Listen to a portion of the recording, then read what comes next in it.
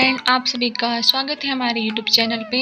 So friend, ज्योतिया व्रत हमारे हिंदू धर्म में, हमारे बिहार साइड उत्तर प्रदेश में हर घर में रखा जाता है। और ये कब और किस दिन पड़ने वाला है, तो चलिए आपको इस वीडियो में मैं बताने वाली हूँ। जीवपुत्रिका व्रत कब है। जीवपुत्रिका व्रत 2023 पंचांग के अनुसार आसीन माह के कृष्ण पक्ष की अष्टमी तिथि 6 अक्टूबर को प्रातः काल 6:34 से शुरू होगी और अगले दिन यानी 7 अक्टूबर को सुबह 8:08 पर समाप्त होगी। और हमारे सनातन धर्म में उदया तिथि का मान है और 6 अक्टूबर को जीवपुत्रिका व्रत मनाया जाएगा। इसको जो जीवपुत्रिका और जितिया व्रत दोनों नाम से जाना जाता है।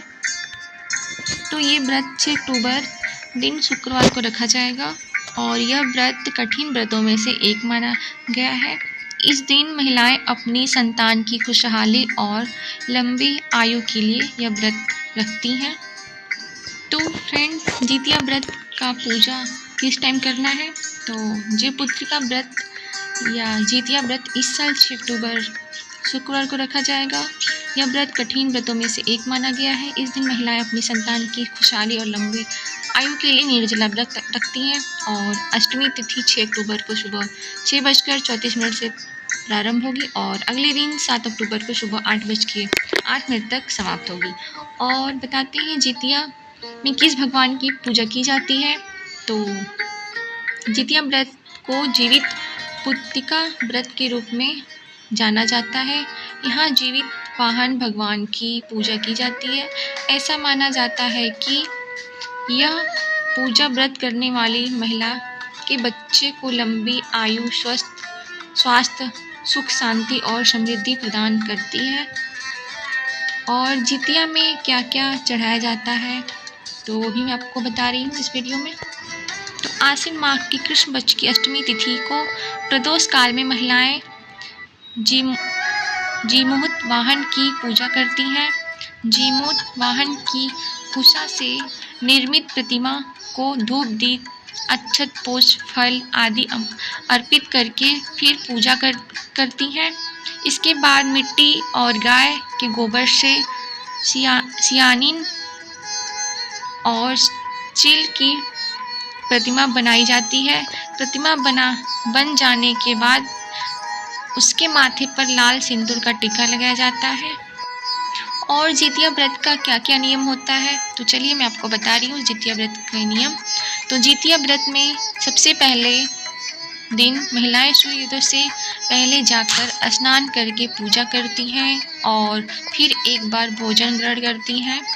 इसके बाद पूरा दिन निर्जला व्रत रखती हैं और इसके बाद दूसरे दिन सुबह सवेरे स्नान के बाद महिलाएं पूजा पाठ करती हैं और फिर पूरा दिन निर्जला व्रत रखती हैं।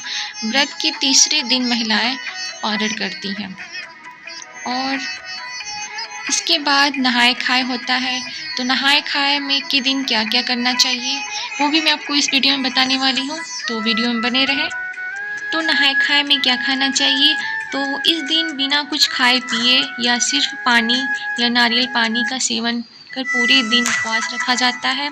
शाम के समय पूजा कर मंडुआ की लिट्टी, गेहूं के आटे की दूध मिट्टी, देसी मटर करी, चिंगली, तोरी की सब्जी, अरबी की सब्जी, नोनी साग, पोई साग के पकौड़े, काशी फल की सब्जी, खीरे का रायता और न जाने कितने प्रकार के व्यंजन होते हैं जो खिलाए जाते हैं, इस व्रत में खाए जाते हैं।